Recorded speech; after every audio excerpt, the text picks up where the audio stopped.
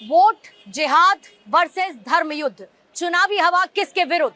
नमस्कार, मैं हूं आपके साथ पूर्णिमा मिश्रा और महाराष्ट्र की इस चुनावी फिजा का रुख क्या है, इसे समझने के लिए इस वक्त मैं देश की आर्थिक राजधानी और महाराष्ट्र की राजनीति का पावर सेंटर कहलाई जाने वाली मुंबई में मौजूद हूं। महाराष्ट्र विधानसभा में इस वक्त वोट जिहाद की काट के तौर पर बटेंगे तो कटेंगे, एक है तो सेफ है का नारा कई दिनों से चलता आ रहा है और इसी नारे की वजह से महाराष्ट्र की सियासत में उबाल मचा है। हिंदुत्व का संदेश महाराष्ट्र की सियासत में विशेष हो चला है। महाराष्ट्र में 20 नवंबर को होने वाले विधानसभा चुनाव के मद्देनजर बीजेपी अपनी रणनीति में एक महत्वपूर्ण बदलाव लेकर आई है, जिसमें हिंदुत्व के मुद्दे को प्रमुखता से उठाया जा रहा है। योगी आदित्यनाथ के जिस एक नारे का फायदा बीजेपी को हरियाणा के चुनाव में मिला, सवाल यह है कि योगी का यह नारा विपक्ष की जाति वाली सियासत का चक्रव्यूह महाराष्ट्र में भी भेद पाएगा।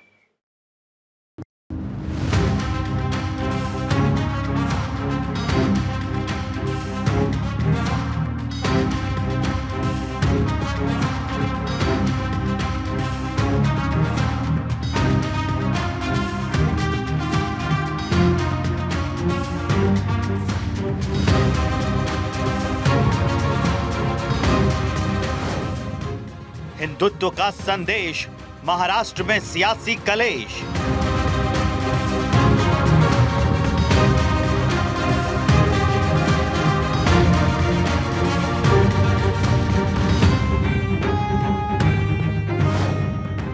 हिंदू एकजुट का आह्वान, क्यों भड़के ओवैसी भाईजान।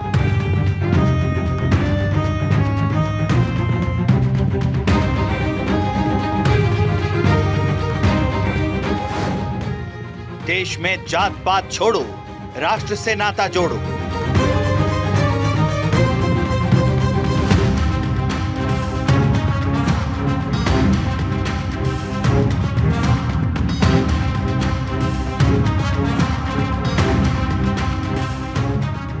क्या महाराष्ट्र चुनाव सिर्फ हिंदू मुस्लिम के मुद्दों पर लड़ा जा रहा है?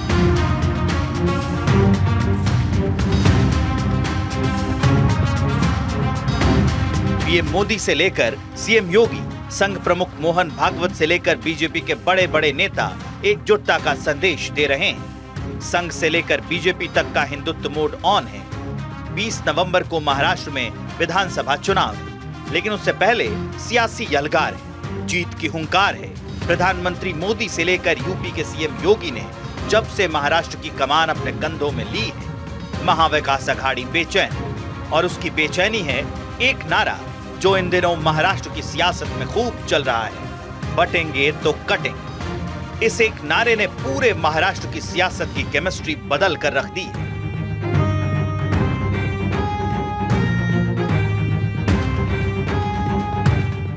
इस देश का इतिहास गवाह है, बटे थे तो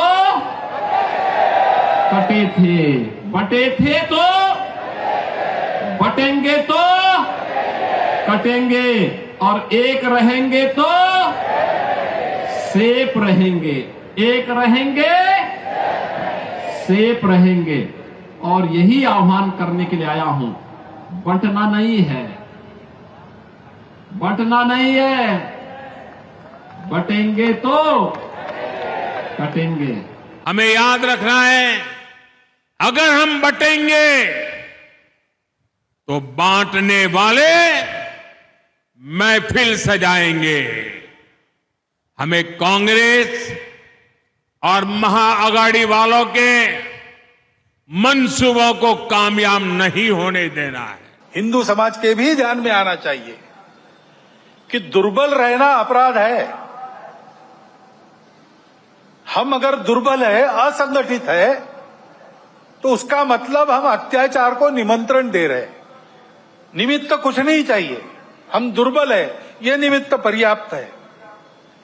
और इसलिए जहां कहीं भी हम है, वहां संगठित रहना, सशक्त रहना। इस एक नारे ने विपक्ष के सारे समीकरण तोड़ दिए हैं। फॉर्मूला सिंपल है, बटना नहीं है, एकजुट रहना है। इस एक नारे ने महाराष्ट्र में महाविकास अघाड़ी की गाड़ी को स्लो डाउन कर दिया है। विरोधी भी समझ चुके हैं ये नारा नॉर्मल नहीं।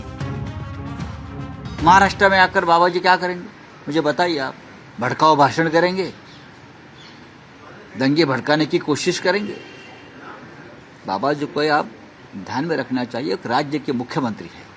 नहीं बटेंगे कटेंगे तो पोस्टर लगने तो यहाँ ना कोई बटेगा ना कोई कटेगा। ये महाराष्ट्र है भाई, ये फुले शाहू अंबेडकर और छत्रपति शिवाजी महाराज का महाराष्ट्र है। इस प्रकार के जो राजनीति है ना बटेंगे कटेंगे वाली, इस राज्य में मुंबई में नहीं चलेंगी। हम ना बटेंगे ना कटेंगे। बटेंगे तो कटेंगे, ये काटने की लाइन है ना। कटेंगे शब्द का भी इस्तेमाल हुआ है, और इसके ऊपर भी फिर आप अगर कहते हैं कि ये काटने वाली लाइन नहीं है, मुझे लगता है कि महाराष्ट्र की जनता लिखी पढ़ी है और उनको समझता है काटने का इरादा किसका है और किसको काटना है। हमारे देश की सियासत अब डीएनए तक आ गई है। भागवत ने हिंदुओं से एकजुट होने की अपील की, जिसके बाद सवाल उठे कि क्या हिंदू एक होंगे तो एआईएमआईएम चीफ असदुद्दीन ओवैसी खतरे में पड़ जाएंगे। जैसे ही बीजेपी और संघ के किसी बड़े चेहरे की तरफ से हिंदुओं को एकजुट होने की अपील की जाती है, ओवैसी तिलमिला उठते हैं, और उनकी ये तिलमिलाहट इस बयान से समझी जा सकती है। न भारत के हिंदुओं को खतरा है, न भारत के मुसलमानों को कोई खतरा है। हाँ, एक खतरा भारत के मुसलमानों को, हिंदुओं को, दलितों को, आदिवासियों को, सिखों को, ईसाइयों को है। वो किससे है? नरेंद्र मोदी और मोहन भागवत से खतरा है। असदुद्दीन ओवैसी को नफरत पीएम नरेंद्र मोदी से है, दिक्कत संघ प्रमुख मोहन भागवत से है और परेशानी योगी आदित्यनाथ से है। जो भी हिंदू और हिंदुत्व की बात करता है, हिंदू राष्ट्र का हिमायती है, ओवैसी को उस शख्स से बेइंतहा नफरत है।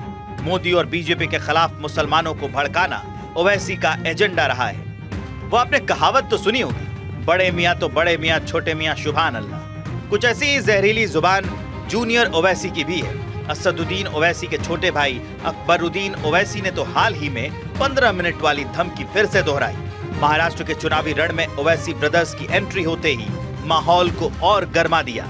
अकबरुद्दीन ओवैसी ने पीएम मोदी और योगी पर हमला बोला। महाराष्ट्र के संभाजीनगर में मुसलमानों के बीच खुले मंच से अकबरुद्दीन ओवैसी ने यूपी के सीएम योगी आदित्यनाथ के नारे बटेंगे तो कटेंगे के नारे को न सिर्फ चुनौती दी, बल्कि अकबरुद्दीन ओवैसी ने अपने भाषण में एक बार फिर से 15 मिनट का जिक्र कर दिया। इसके साथ ही इस नारे के बदले में इत्तेहाद का नारा दिया और मुस्लिम समुदाय से एकजुट होकर उनकी पार्टी एआईएमआईएम को समर्थन देने की अपील की। बड़े ओवैसी और जूनियर ओवैसी ने क्या कहा वो भी सुन लीजिए। 9:45 कैंपेनिंग का टाइम 10 बजे, अभी 15 मिनट बाकी है। सवाल है कि महाराष्ट्र में भगवा या फिर फतवा। इस बार चुनाव मैदान में 6 पार्टियां हैं, लेकिन यह भी कंफर्म है कि कोई भी पार्टी अपने अकेले दम पर बहुमत की सरकार नहीं बना पाएगी। वोटर कंफ्यूज हैं क्योंकि विचारधारा इधर से उधर शिफ्ट हो चुकी है। पहले बीजेपी के साथ हिंदुत्व के एजेंडे पर चुनाव लड़ने वाले उद्धव ठाकरे अब शरद गुट के साथ हैं। उद्धव जिस शरद पवार के साथ हैं, उन्हें महाराष्ट्र में अच्छा खासा मुसलमान वोट मिलता आया है। लेकिन बीजेपी के बटेंगे तो कटेंगे वाले नारे ने महाराष्ट्र में सियासी पारे को सर्द मौसम में भी गर्मा दिया है।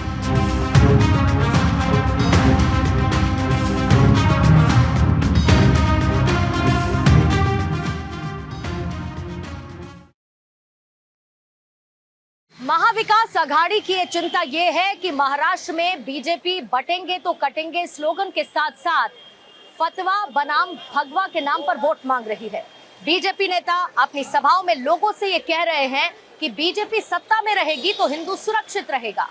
बीजेपी ने कांग्रेस के जाति कार्ड की काट हिंदू कार्ड के नाम पर आगे कर दी है और बीजेपी का पूरा चुनावी कैंपेन इसी के इर्द गिर्द घूम रहा है। वहीं कांग्रेस लोकसभा चुनाव और हरियाणा चुनाव के मद्देनजर महाराष्ट्र चुनाव में भी जाति कार्ड खेल रही है। लेकिन हिंदू हृदय सम्राट का महाराष्ट्र की जनता पर क्या असर होगा, ये देखना दिलचस्प होगा, क्योंकि ये सियासी लड़ाई मराठी मानुष और हिंदुत्व की नहीं बल्कि महाराष्ट्र के गौरव की है।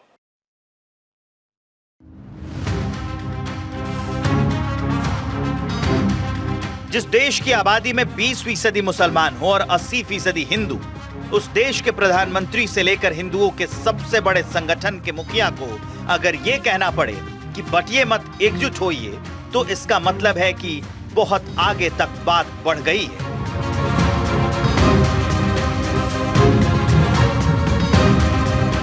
महाराष्ट्र में बीजेपी बटेंगे तो कटेंगे स्लोगन के साथ ही फतवा बनाम भगवा के नाम पर वोट मांग रही। बीजेपी नेता कह रहे हैं कि बीजेपी सत्ता में रहेगी तो हिंदू सुरक्षित रहेंगे। बीजेपी ने कांग्रेस के जाति कार्ड की काट में हिंदू कार्ड को आगे किया और बीजेपी का पूरा चुनावी कैंपेन इसके इर्द गिर्द घूम रहा है। दरअसल महाराष्ट्र में भी कांग्रेस लोकसभा चुनाव और हरियाणा चुनाव की तरह जाति कार्ड खेल रही है, संविधान बचाने की बात कर रही है, साथ ही जाति जनगणना से लेकर आरक्षण का मुद्दा बना रही है। बीजेपी के एक नेता ने अनौपचारिक बातचीत में कहा कि कांग्रेस के जाति कार्ड की काट हमने हरियाणा में भी निकाल ली थी और महाराष्ट्र में भी वही कर रहे हैं। सूत्रों की माने तो बीजेपी नेता और आरएसएस कार्यकर्ता भी मोहल्ला मीटिंग कर रहे हैं और लोगों को कांग्रेस के प्रोपेगेंडा के बारे में बता रहे हैं। साथ ही बता रहे हैं कि हिंदुओं को एक होना क्यों जरूरी है।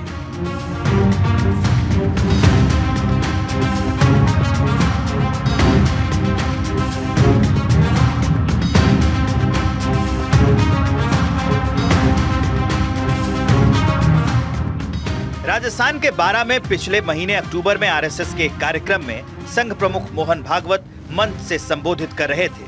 तब भागवत ने हिंदुओं से एकजुट होने का आह्वान किया।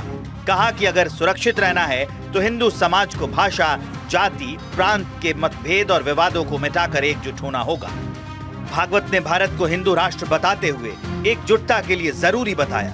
भागवत का संदेश वही था कि जो यूपी के सीएम योगी आदित्यनाथ ने कहा था, बटेंगे तो कटेंगे, बटेंगे तो कटेंगे, एक रहेंगे तो नेक रहेंगे। ये वही संदेश था जो केंद्रीय मंत्री गिरिराज सिंह ने सोशल मीडिया पर हाथ में त्रिशूल उठाकर दिया था। मैं ये महादेव का त्रिशूल लेके चला,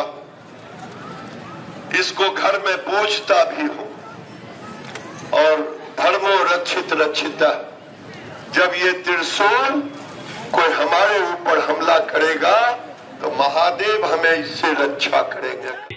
जो हिंदू है एक बार इकट्ठे हो जाओ, संगठित हिंदू, सुरक्षित हिंदू। बटोगे तो कटोगे। सुनो सुनो, अभी टाइम कितना है? हाँ, 15 मिनट है अभी।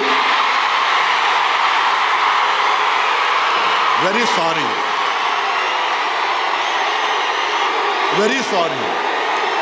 9:45 देखो, 9:45। महाराष्ट्र का चुनाव युद्ध जिताएगा हिंदू का धर्म युद्ध। गजवाए हिंद वालों को भगवाए हिंद से जवाब देने का समय आ चुका है। हिंदुत्व की हुंकार से ओवैसी ब्रदर्स तिलमिला रहे हैं। हिंदू वोट को जातियों में तोड़ने के लिए धर्म के नाम मुस्लिमों को भड़काना और कट्टरपंथियों को हवा देना ओवैसी भाईजान का एजेंडा है।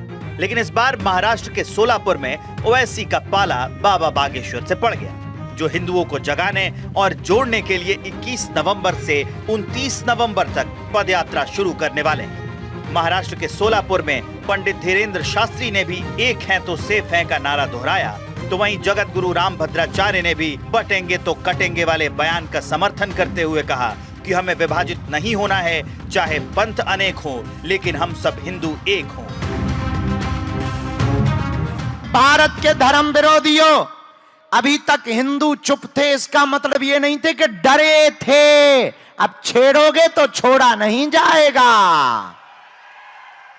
हाँ, डरे नहीं थे, एक होने की तैयारी कर रहे थे।